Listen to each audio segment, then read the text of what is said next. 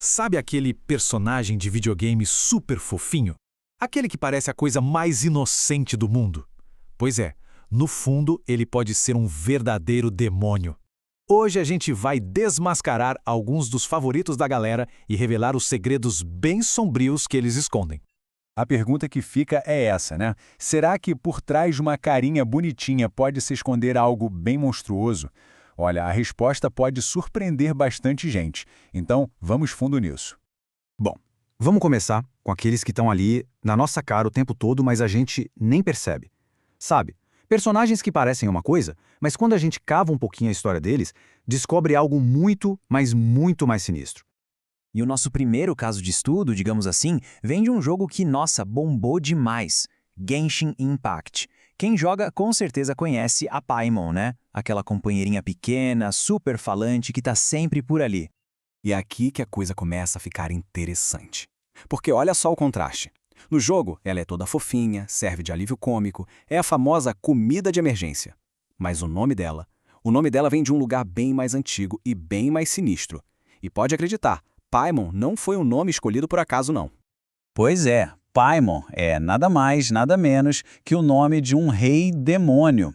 Um demônio de alta patente que aparece em escrituras ocultistas de mais de 600 anos atrás. Uma figura super poderosa na demonologia. E isso, claro, levanta uma pergunta bem óbvia, né? Será que ela é só essa companheira fofinha mesmo? Ou será que ela é a grande vilã por trás de tudo no jogo?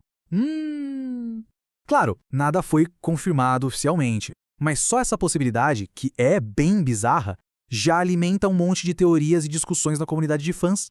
Agora vamos para uma outra categoria, a dos personagens fofinhos que escondem um apetite, digamos, insaciável. E aqui temos dois ícones, Yoshi e Kirby. Cara, eles são super famosos, mas se a gente parar pra pensar, as habilidades deles são, sinceramente, aterrorizantes. Pensa só no Yoshi. A Nintendo criou ele para ser o dinossauro amigão da família, certo? Só que, na prática, o que ele faz? Ele engole outras criaturas vivas e inteirinhas num gole só. E pior, transforma a refeição dele em ovos para sair atirando por aí. Se coloca no lugar de um Goomba por um segundo. O Yoshi não é um amigo. É um demônio que engole tudo sem a menor piedade. E se o Yoshi já pareceu meio sinistro, o Kirby eleva isso a um outro patamar. Ele não só engole os inimigos inteiros, igual o Yoshi, como ele rouba os poderes deles depois de consumir. Não é à toa que em jogos como Super Smash Bros., ele ficou tão apelão que a própria comunidade de jogadores deu pra ele o apelido de Demônio Cor-de-Rosa. É, a prova definitiva de que as aparências enganam, e muito. Tudo bem, agora vamos sair um pouco do apetite voraz e entrar num mundo mais etéreo, mais fantasmagórico, o mundo dos espíritos, das sombras e dos pesadelos. Personagens que até parecem fofinhos, mas que têm umas motivações bem sombrias por trás.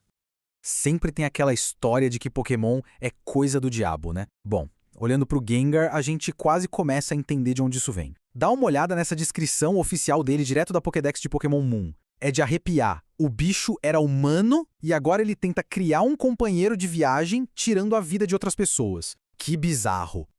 E o pior é que isso nem é um segredo escondido. O título oficial dele é esse mesmo, o Pokémon Sombra. Agora imagina só, uma criança de 11 anos por aí, viajando com uma criatura que tem essa descrição, não parece a ideia mais segura do mundo, né?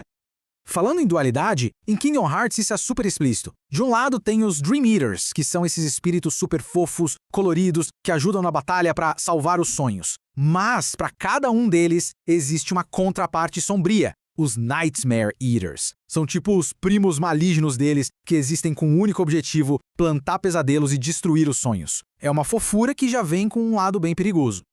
Ok, para fechar nossa lista, vamos falar daquele que é o Monstro Supremo. Um vilão que, diferente dos outros, nunca nem tentou se esconder atrás de uma aparência fofinha. Pelo contrário, a natureza demoníaca dele sempre esteve na cara. E o mais assustador, ele só vai piorando com o tempo.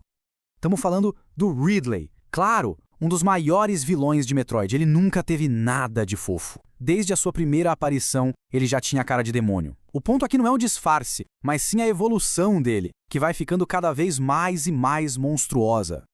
E essa linha do tempo aqui mostra isso perfeitamente. Lá no Nintendinho, ele já era bem ameaçador. Aí chega o Super Nintendo e o bicho cresce, fica mais detalhado, mais feio ainda. E em Metroid Fusion, então, nossa, ele tá ainda mais bolado, mais monstruoso. É tipo um pesadelo que não para de evoluir. Então, no fim das contas, o que a gente tira de tudo isso? A lição é bem clara, né? Seja uma guia de viagem que flutua, um dinossauro verde comilão ou um dragão espacial demoníaco, nos games as aparências podem enganar e muito. E pra gente fechar, fica a pergunta. Com certeza tem muito mais demônio escondido em carinha de anjo por aí nos games. Qual personagem super fofo, mas secretamente maligno, ficou de fora dessa lista? A discussão tá aberta. Valeu por acompanhar até aqui.